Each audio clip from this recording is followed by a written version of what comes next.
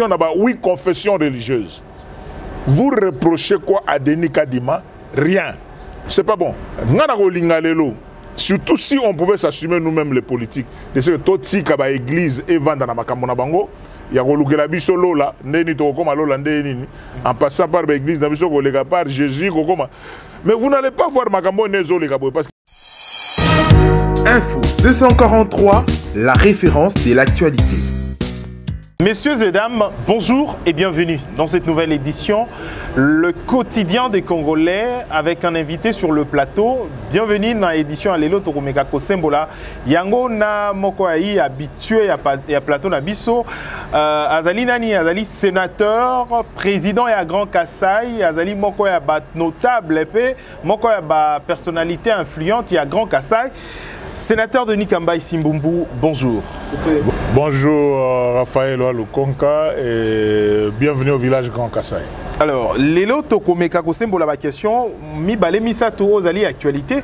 Il y a liboso d'abord ezali blocage na makambo yatali Seni to désignation ya moto arokitanana président ya Seni. Corneille Nanga. Nangonga oyo to ki ba réaction comme koma un peu croisée. Yo en tant que visionnaire no le bara toujours comment Zomona avenir électoral Namboka Nabiso pour 2023? Na commission Nzambe mingi d'abord pour la visite na yo na mukolo leo na siège à Grand Kassai. Depuis na zonga Mobembo, j'ai pris beaucoup de temps d'observer.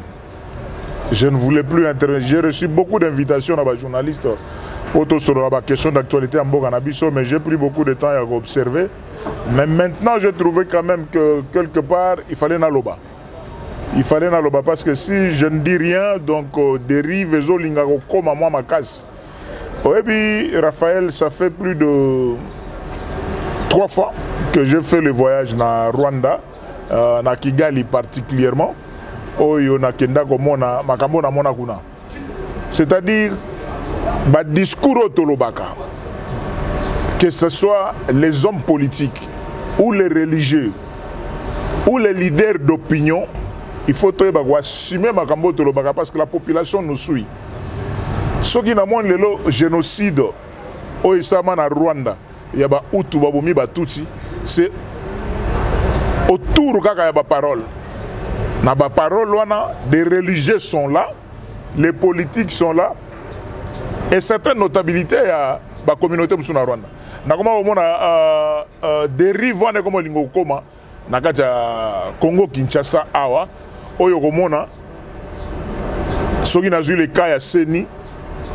Tout ce qu'on reproche à notre frère Denis Kadima, ce n'est pas la question des compétences ou l'expérience dans Moussala.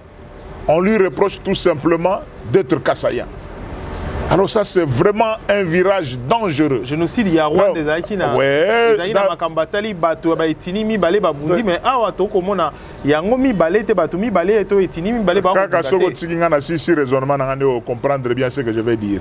C'est-à-dire que non, génocide des alliés automatique. À partir de discours, biloba loba. Aujourd'hui, on a posé la question d'avoir 8 confessions religieuses. Vous reprochez quoi à Denis Kadima? Rien. Tout simplement son appartenance à l'espace du Kassai. Vous comprenez? Ça devient dangereux. Et pourtant, nous avons connu dans ces pays. Je prends le cas pour Nabiso, descendant de l'empire de Ilungambidi, notre frère Ngoï Mulunda, qui était non seulement de la même communauté, mais du même coin avec nos présidents de la République sortants, qui est aussi descendant de l'Empire. Vous comprenez? On n'a pas aussi fait autant de bruit comme actuellement. Même Ebandeli à l'élection, nous avons vu qu'il y avait un prêtre, Malou Malou. Babo y a un prêtre Moussous. Babo y a un prêtre Moussous. Et problème est que alors inquiétude on a Congo. Na senga pe na communauté internationale pour bazo kotaka na makambo bazo comprendre le danger à makambo na ti. Quand il y a la communication qu'on nous dise aujourd'hui qu'au niveau de la CENI à tout moment tribalisme mais nous y sommes déjà. nous y sommes déjà par le discours Yagoloba que non, on ne veut pas de ces candidats à la tête de la CENI parce qu'il est de la province ou de l'espace géographique et sociologique du président de la République. Et à normalité. Il y a propreté. Imposer Bango, on a entendre Abbé Cholet. Oui, comme protestant, c'est-à-dire que nous sommes catholiques, nous sommes catholiques, nous sommes protestants. Si vous êtes protestant, je le dis aujourd'hui en regardant votre caméra. Papa Marini, Azala Gina nous sous la tête, il y a des protestants, équilibre Gozala. Mais depuis ma gambo, l'élection, ça va dans l'église protestante, ça fait qu'ils ont bien été. Ils ont bien été. Et par coïncidence, vous allez trouver qu'à la tête de l'église catholique, il y a un fils qui vient de quelque part. Et à la tête de l'église protestante, il y a un fils qui vient de quelque part. Par coïncidence, sur le plan géographique et stratégique, ils viennent tous de quelque part. C'est pas bon. C'est pas bon. Surtout si on pouvait s'assumer nous-mêmes les politiques. De ce que tout si kaba église et vendre na makambo na bango, ya kolukela biso lola, ndeni to koma lola ndeni en passant par l'église na biso kolega par Jésus kokoma. Mais vous n'allez pas voir makambo nezo les gabo parce que la guerre des églises. Selon vous, des religieux. Absolument, religieux comme dans la Bible. Religieux dans la Bible parce que les élections sont fondamentalement politiques. Contrairement à on fait la marche pour dépolitiser. Est-ce que ça a un sens? Est-ce que tout ça a bien? Une institution d'appui. Donc, Ezali fondamentalement politique. Élections, Ezali politique. Mais pourquoi dans des pays sérieux, ces élections sont organisées par le ministère de l'Intérieur? Ministère de l'Intérieur. Mokani nous va contester les élections. Si les États-Unis ont des élections, Joe Biden, le président na Trump, et vous comprenez? Moi, mon inquiétude, mon intervention, je disais que je n'allais pas parler. C'est Yago Bengi Sabatunyo Sobazongi Samakolona Bango Sima. Parce que Eloko Bago Lingago Sala. Ou bien la communication, le discours, on a entendu. Et vous allez voir même que.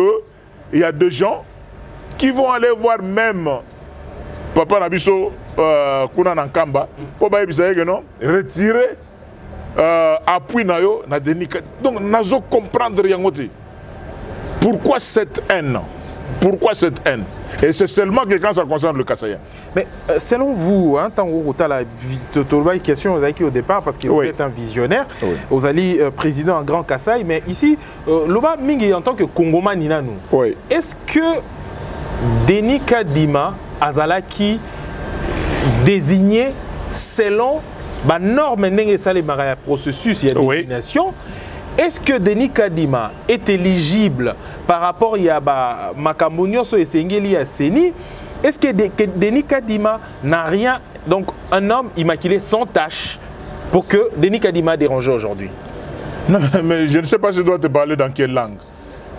Le problème de Denis Kadima, c'est tout simplement il est Kassaya. La désignation était bien faite. Mais sur le plan de la désignation, et même qui était là, il ne faut pas croire que non, les 6 n'avaient pas compris ce que les 2 sont en train de comprendre. Je ne veux pas rentrer encore dans le détail à la question. Mais la vérité, c'est que Herbozo Koutana a 8 personnes. 8 confessions religieuses. Attention, vous avez non, les équipes populaires, avec club, la Mazembe, la Renaissance. Mais il y a une compétition Mogolina foot. Beaucoup il y a le lendo ya kolobate que biso toza batebele. So bozaki batebele ba confession religieuse ezaka 2. Mais pourquoi comment il y en a 8? Alors, vous comprenez? J'ai dit tout simplement que non. D'ailleurs, du solo presque en retard, pour la simple raison que le travail a été déjà fait au niveau de la commission paritaire au niveau de l'Assemblée nationale. Toujours c'est la conclusion au niveau de l'Assemblée nationale pour qu'on continue. Mais seulement un seul message n'a pas ça. Tolingana, Tolinga Congo. Qu'on puisse quitter le discours, il y a tribalisme et côté dans l'église. Je peux te surprendre, Raphaël, que non. Ça fera aujourd'hui plus de 6 mois dans l'église. Pour la monnaie qui est basée sur le Kolanga. Est-ce que ça me l'a? Tu me l'as dit, on a semblé la pasteur. Yo Lorandine, ngana za mwana ya pasteur. Attention na dans esprit fondamentalement bokoko, mais na ebige, na za mwana pasteur, coutume o ya biso ndenge za rappel na ba juif. Eza réalité. Bobanga nga pona nini? Parce que na comprendre ngate. So yo ga deni ka mai do makanisi keye ba place belé. Yo moko yebike baba. Ezali ouais, na ebi yango, na ebike bobanga ga esprit. Bobanga ga esprit, mais so ki lelo boké atati na Bible. Au moins la geno ba juif, bazaki na ba réalité na bango. Bien que bande de Jésus proche. Alors, parlons d'autre chose à présent. Vous êtes président en Grand Kassai, vous allez être politicien. Tant que vous avez makambo oyo boye koleka, Corneille Nanga abimi na silence na ya lobby que hier azali ko se préparer déjà pour jusqu'à présent ba ko désigner car moto mokote hier ko se préparer déjà pour l'élection. Est-ce que les élections est causala na 2023? Est-ce que tu lobby qui est jusqu'à présent des bango ba ou mais il y a se préparer déjà pour les élections. Comment organiser des élections? À moi que la bosse na eloko ndenge waze ko lobaka. Donc to stoka bwana Corneille Nanga sakenda kala mingi te le nouveau président ya Seni azokota. Et les soucis que no 2023 to sala ba élection to ba leader banani en commençant par le président de la République, dans l'institution, tout tambola. Faisons quand même des choses bien.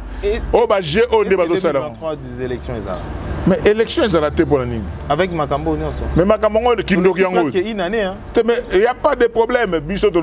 Les élections auront lieu en 2023. On travaille dans ce sens-là.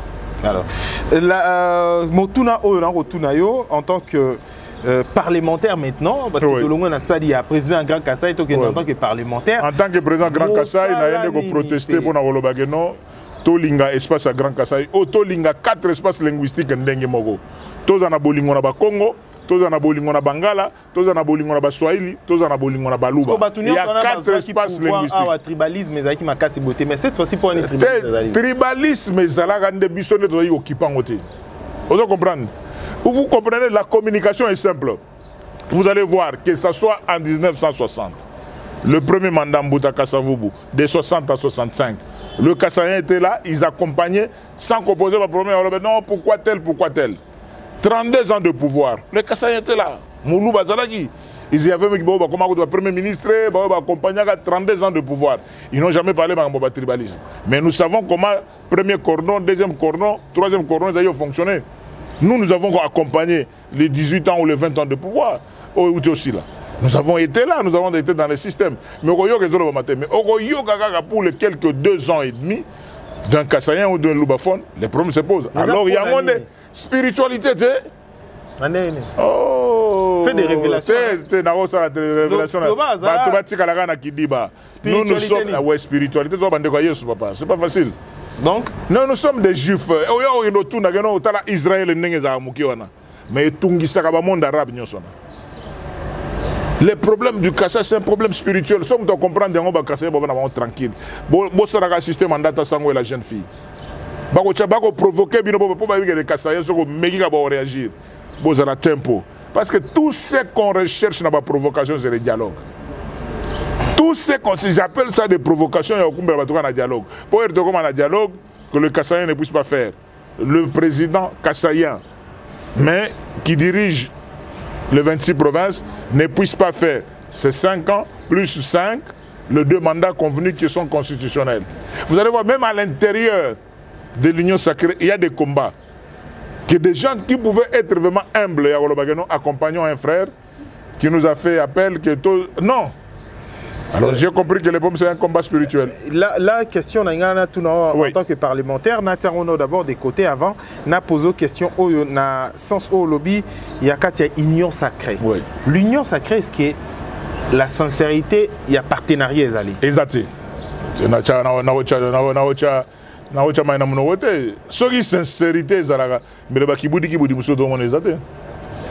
Je suppose, je continue à dire, pour moi, l'union sacrée est d'abord parlementaire. En attendant, le parti politique, on a pris l'union sacrée, c'est vrai. Mais la vision de l'union sacrée, c'est la vision de la gestion du pouvoir. L'union sacrée est d'abord parlementaire, au niveau de l'Assemblée nationale, au niveau du Sénat. Ceux qui touchent ordre au niveau du Sénat, touchent ordre au niveau de l'Assemblée nationale, on continue en 2023. Mais ceux qui bossent dans solo, mais d'autres ont des idées ailleurs. C'est-à-dire que non, tous les nager, tous les non, biso to dinda o mona to dinda bino bo dindi musuba tiki mituli banda. Alors il y a un problème. Alors question il y a parlementaire on va tout à l'heure. Oui. En tant que parlementaire vous allez Montoya Kasai, Grand oui. Kasai, président à Grand Kasai. Tout le monde qui récemment aux qui na Kasai, au Tamboli Kasai Mobimba, au Silici Ango qui quitte au Tamboli Kasai Mobimba.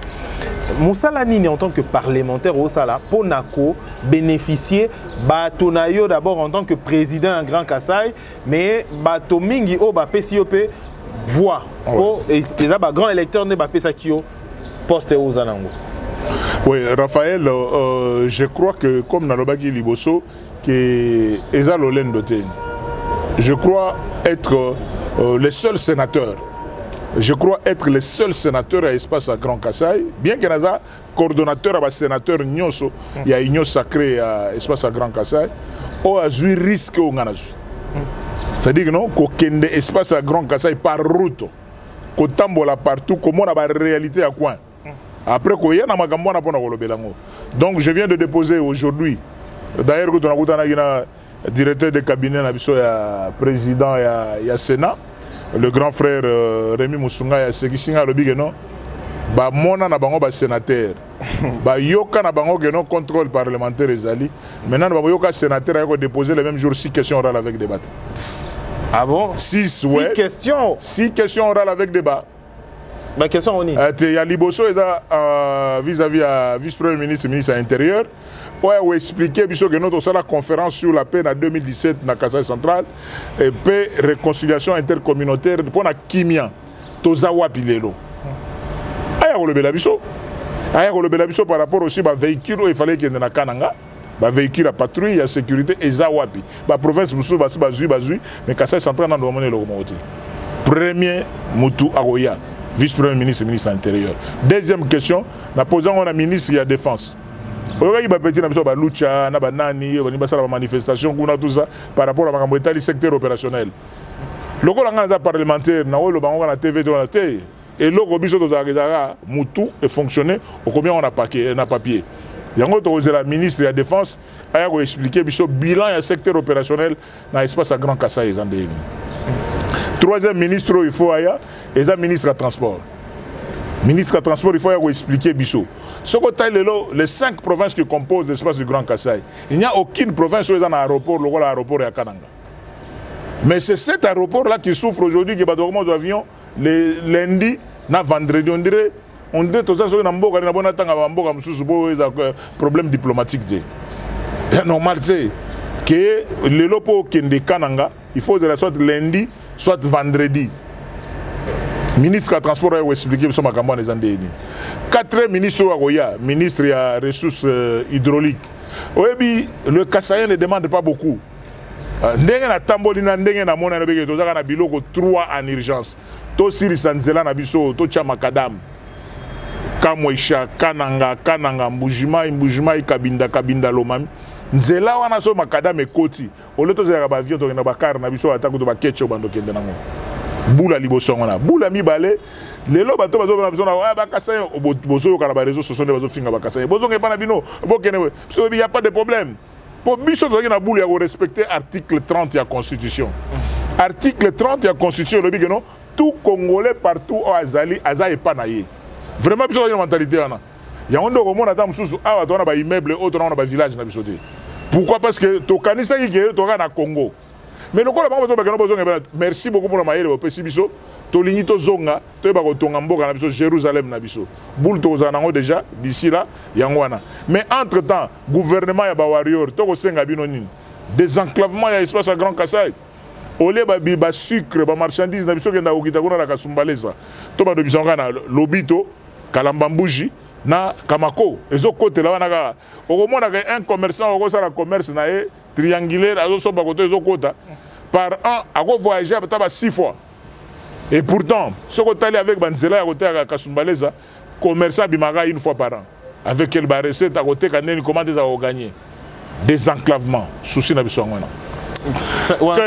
Quatrième préoccupation, on a dit pour la cité, ministre de l'Hydraulique, chute de Katende. L'espace de la Grand Kasai et Koki qui a envié mboka nani province moko te parce que ba minerai nyonso eza na ba mboka na eza na Kasai bebo non exploitant ko à l'état pur ezala ba diamant ezala ba coltan ezala ba cuivre ezala ba or tout y est mais elo ozanga nini courant soki courant et côté je crois qu'on va aller envier au kendaka ba côté mususu pona ko finga mabona nini.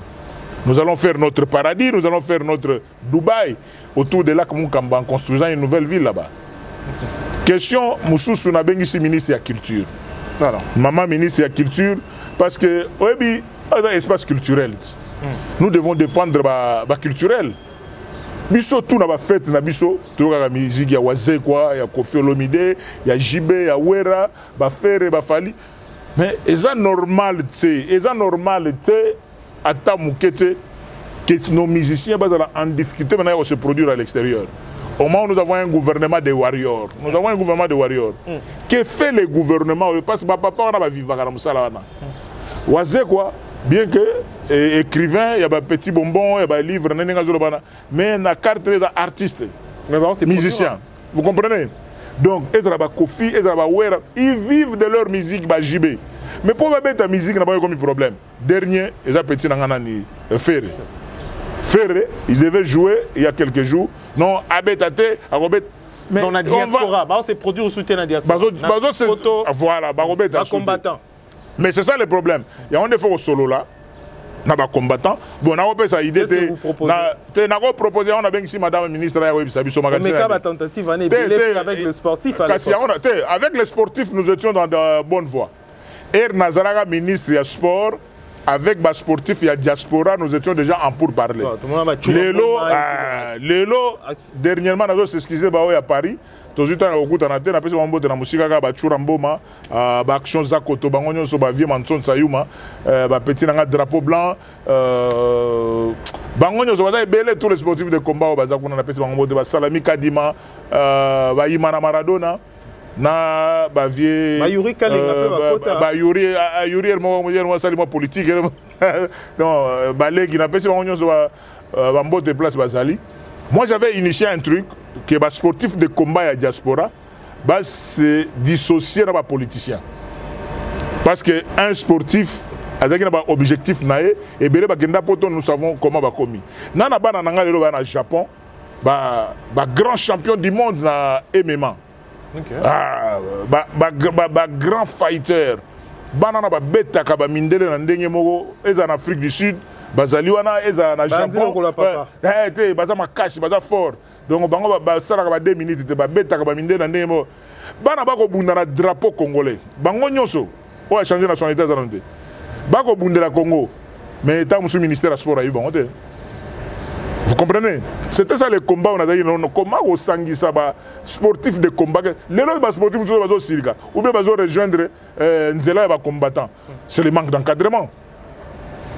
Ministre Sport, on va répondre bien à la question, mais dans un niveau culture, parce que nous voyons le cercle français, belge, ma musique, mais pourquoi ils ne peuvent pas permettre aussi à nos musiciens, mais qu'est-ce qu'un musicien doit avoir avec politique Yamboka? Il est compliqué un peu, moi, Mukendo, aborder question tout le monde. Tout le monde, mon cœur, cette question est très vraiment sensible, hein, parce que c'est belé, tout moi, Congolais, belé, même les artistes et musiciens, manque à gagner énorme. Vous avez touché vraiment le cœur des artistes. Alors, aujourd'hui, il y a un mois bizarre. Ceux qui, par exemple, le Congoman, ils ont évolué à na potonné to amba congolais mususu. Le quoi ba maître Gims, ba Dadju, ce ba petit concert, c'est pas un problème.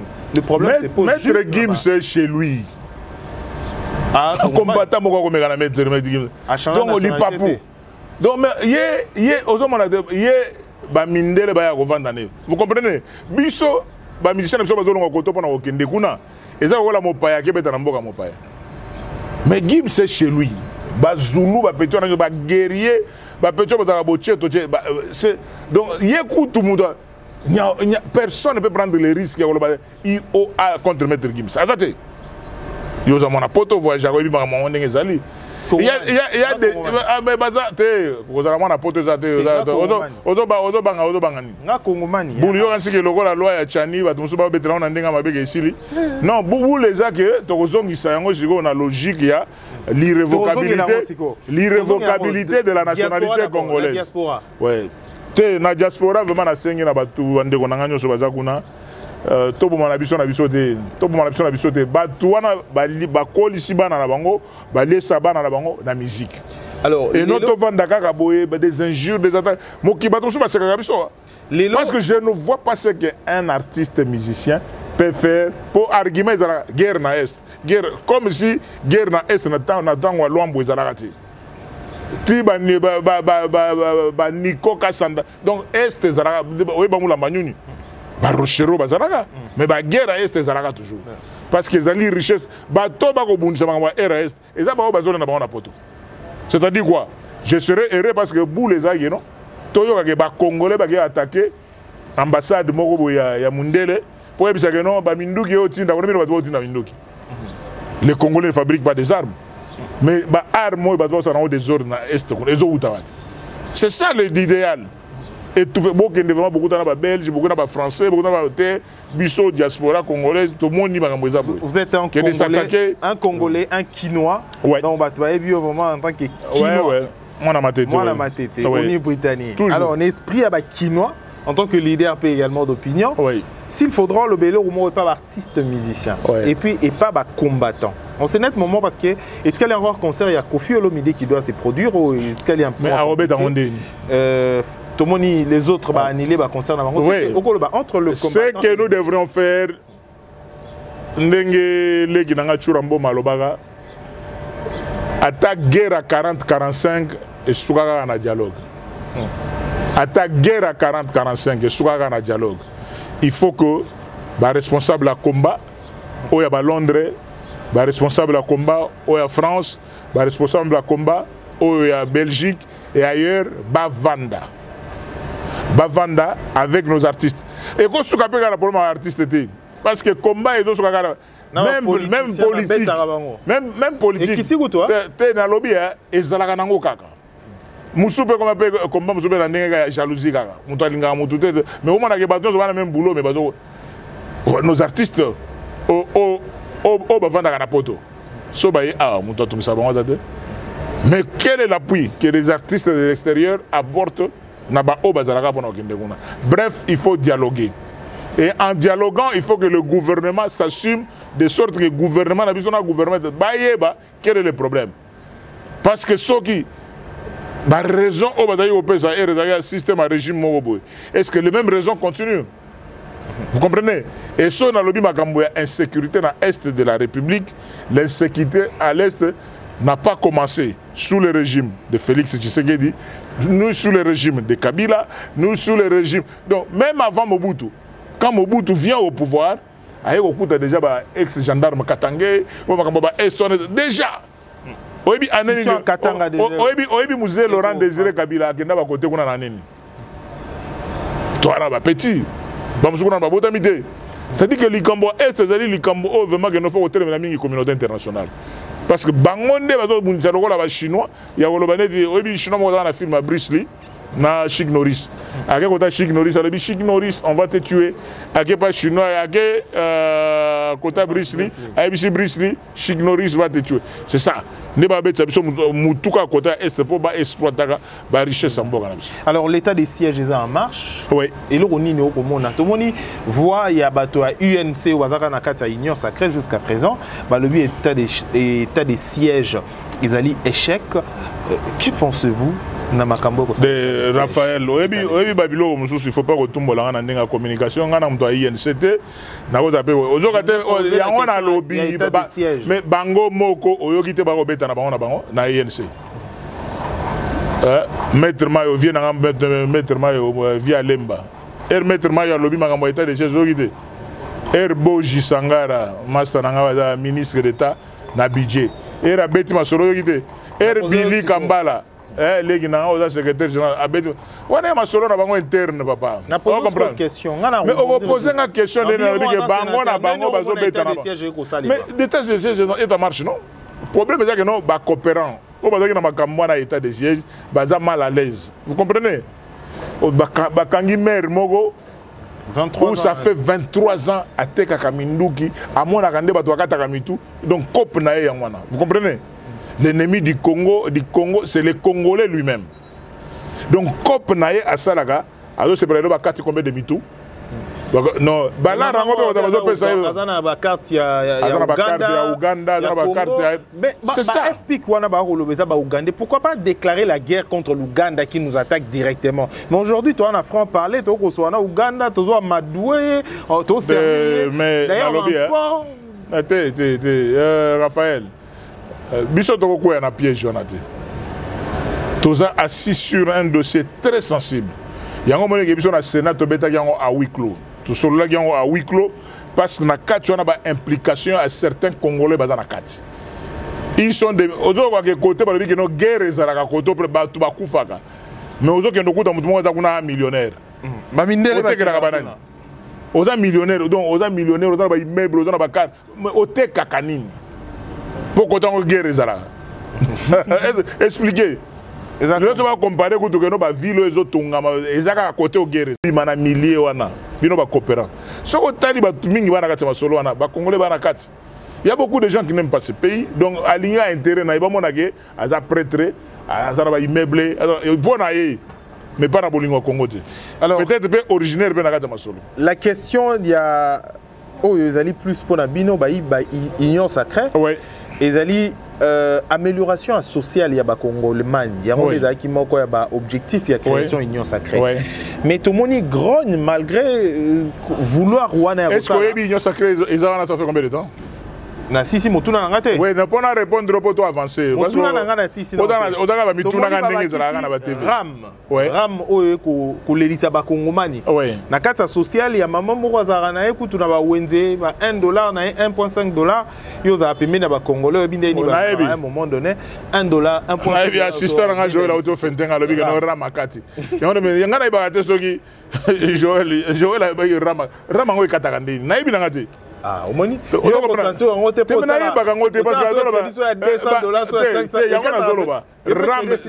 Est-ce que Ram est Katakande Nini et Ram a Kataka combien par jour, a Kataka combien par mois, combien exactement? Pourquoi on comprend? Vous comprenez? Donc, Nalobi, Tchofananga Jampi, il y a un option mais Joël a fait un lobby, non? Vieux, il y a un Jampi, mais Rama Katinga. Mais Rama, c'est ça. Joël, au Tchaï, combien d'unités? Il y a 200 francs. 200 unités. 200 unités, ça combien? 4400. Donc, elle a 200 francs, ou bien 500 francs, ou bien 1000 francs. 50 unités. Ah, tu vas bien comment on est. Mais à un souci, il y a 1000 francs, mais Rama 4. Est-ce qu'il bien. Imagine que Joël Bongo, c'est un discours populiste.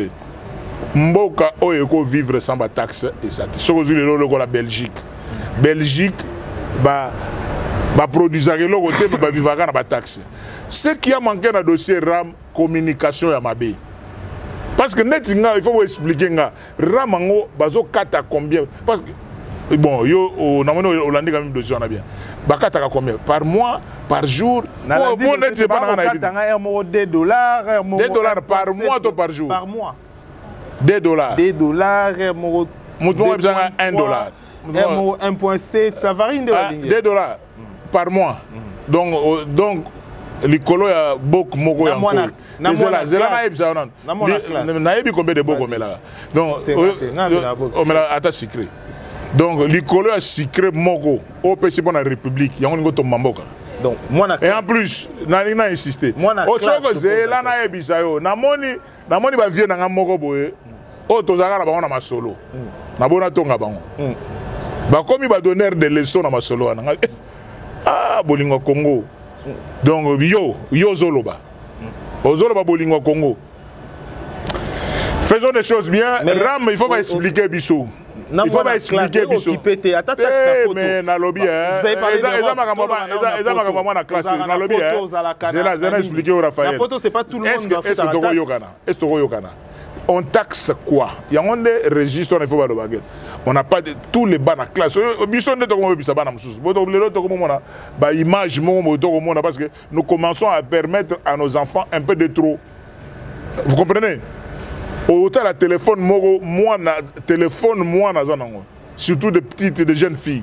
Autant le téléphone, moi, autant il y a famille, autant l'origine, il y a téléphone, c'est le jour et la nuit.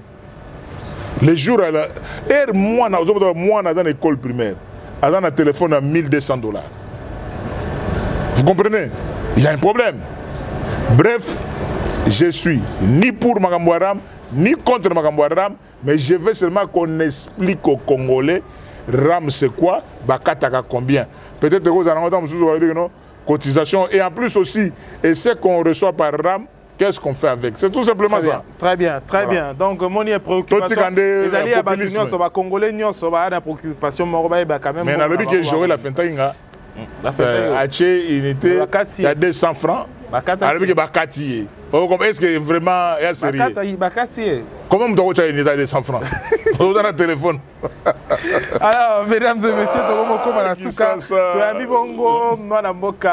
président et grand Kassai, sénateur Denis Kambaï Simbumbu, Azali Bongo, sénateur.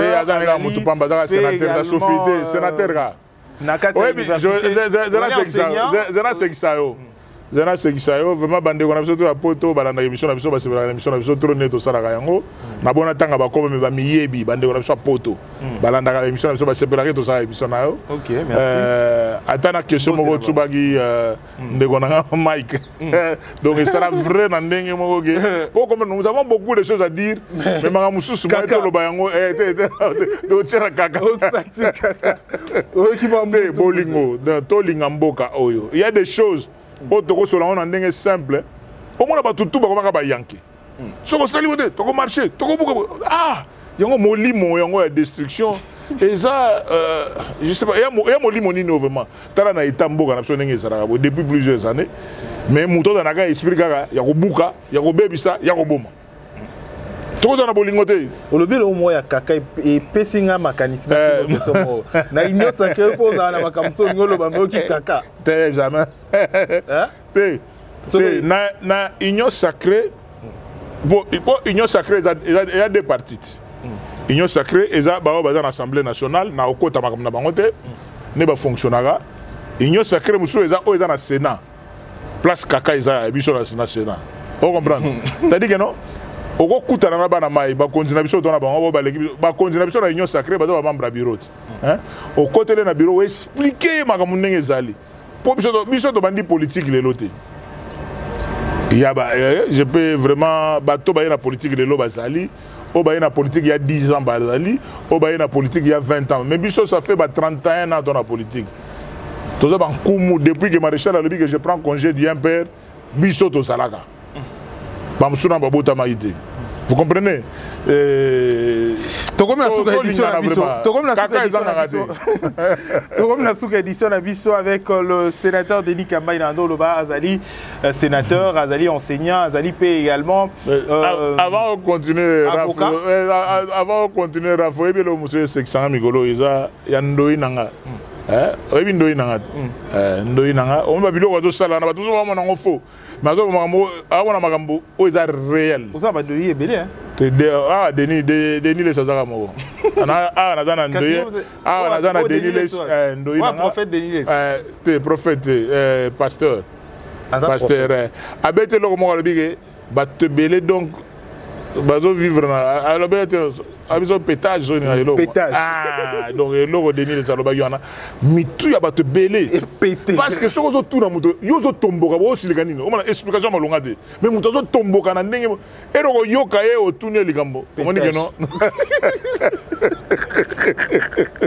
comme la suka Congo question bolingo mboka oui question est divers de tous les divers tout monde certificat ah oui. Donc, tu as une question divergée. Tu as déjà un divers kuna. Ah ouais. Un pétage. Union de la presse congolaise. Oui. Les certificats d'honneur. Oui. PCO. Oui. Baouti Afrique du Sud. bato balandaka biso o basepelaka na émission na yo ezaboya bino 2 yo na mwana nanga mosusu mwasi Bibi Kapinga. Bibi Kapinga, donc bato basepela nde to, donc vous me donnez le temps. Ozomona teke makambo tout na lobby bato ba comprendre ce que je voulais dire. Eza makambo motema mais ereko komaka na ba télévision na ba réseaux sociaux o ayina na ye. Abanda ko finga abandolo bana ata ye beauty. Mais ya on a lobby ke na ndimaka nanga bo finga na bino na ba réseaux sociaux bolo ba ne bokoloba mais mutoko zo risque. Qui est en face. Alors, en qualité de visionnaire et artisan de la défense de valeurs du peuple kassaïen et surtout pour son sens de valoriser la culture kassaïenne dans le Grand Kasaï. Donc, félicitations Nayo. Merci beaucoup. Au maxi sous-titre, Moko Zara, n'a pas titre Zara. N'a pas titre belé, n'a pas diplôme belé. Mais naïbisa ibana mayo ba ira ngai loko en Afrique du Sud et na pesi bande ko nga tout ya Grand Kasaï en Afrique du Sud na pesi ba ngombote j'étais en Europe né na saki na Europe na osala ngombe na Afrique du Sud oyebi dans la vie ba reconnaissance au vandi boy au vandi ba diplôme so na kisa sa wana ba bana boya te bo sala boy te Afrique du Sud. Bagolanda mamuto sur la Grand Kasaï. Kinshasa ba reconnaître libanda ba reconnaître. Te nga ba reconnaître nga partout. Ata na kan Luka soko ko tuni Denis Kamba ata mwana 2 ans. Te na musalo ko sa ya Grand Kasaï ba bi. Ozaka mbongo ebele na gouvernement. Te kolanda bango te bato mitema mabe donc il faut peur so tondolo. Donc oya ko zo risque ya ko ba non na Olanda Denis Kamba ibo na ko souffrir. À souffrir. Donc ils a volonté. Le cœur de bien faire. Vous comprenez? Voilà. D'accord, voilà. Ozali, au Baxi Moko ya titre. Na Bakisi, parce que nous appelons chevalier de l'ordre national. Monsieur Laurent Désiré Kabila et le Mumba, on a côté Mambo Sport. On a un diplôme belé. L'ancien président. Oui, c'est un Mboka. Oui, question Balingani. Balingani. Évitez son Tuna yo ngoto. Tuna yo, tu n'as pas ça yo non? Na lobby ngai ba question tout na répondaka yo ça taboué on qui photo ana babi kala ezaka so mabe so sali mabe ko ba bengi sio kuna moi chicote yo pozwaka ta moi te wana biloba loba na mona ngote na yoka yango te babi ki ba beta ba te belé mais ba ko ba beta ba ngwana ba yo témoigner pour ngate nga te ngati ata skive te rien ngate ngana guerrier te rien mais na lobi ngana guerrier mutoko kanisanga makambo na azati en plus aussi pour na comme en étape wana na habité aux andeni parce que Denis Kambay PC Lengi vous comprenez ça dit que non j'ai donné la joie aux Congolais na domaine ya sport ya Rowel Sakoloba ezati na province ya Kasaï central. À moins que Ozala Moté Mamabé, ni Tété Denis Kambay na Kasaï central, mais l'élection est Salama T. Vous comprenez? Non, papa Kaïsong, j'ai donné la joie. Donc, on appelle ça partout dans les gars. Donc, je suis un homme normal. Fekofa, tu as comme une vidéo côté Kalana. Est-ce que vous avez un candidat? Pourquoi vous avez un sport? Vous avez un sport, vous avez un grand Kasaï. Vous avez un nostalgique pour le sport. Vous avez un grand Kasaï. Bon, ngana lobi na idée nanga, makambo na biso au Sénat, j'ai déposé 6 questions orales avec débat. Kala mingi te kashinga mna répondre ndenge na. Pourquoi on na répondre là yo? Na lobi boy, moi te ngana zo expliquer, ngana expliquer à la population. So lobi on congolais on comprend que toutes nos questions répondre. Peuple na lobi boy, ngana Olanda Raphaël le concati. Na auto déposé 6 questions orales avec débat.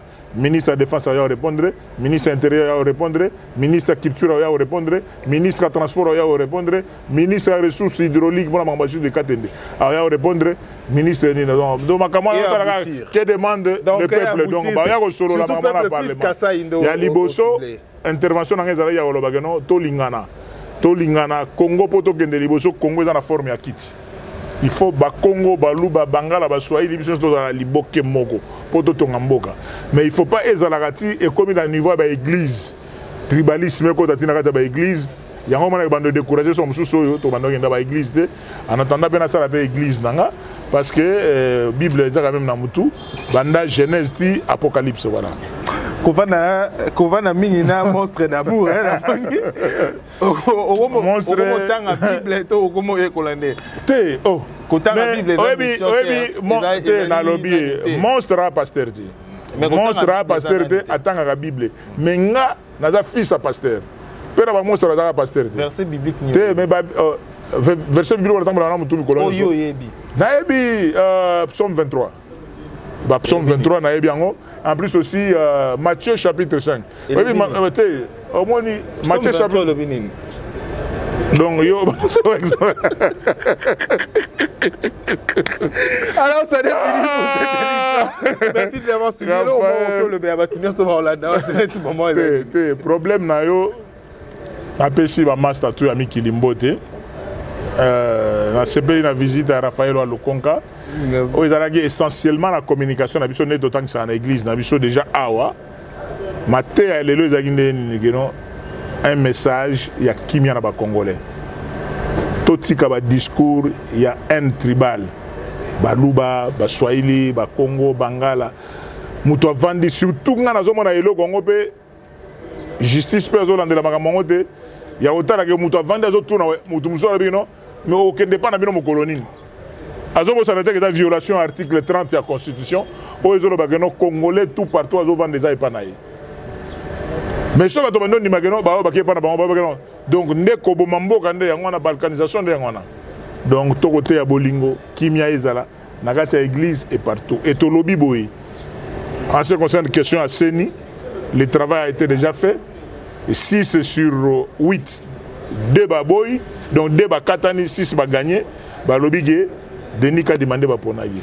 Merci, c'est fini pour cette édition. Merci au président du Grand Kassai, oui. Sénateur Denis Kambaï Simbumbu. Oui.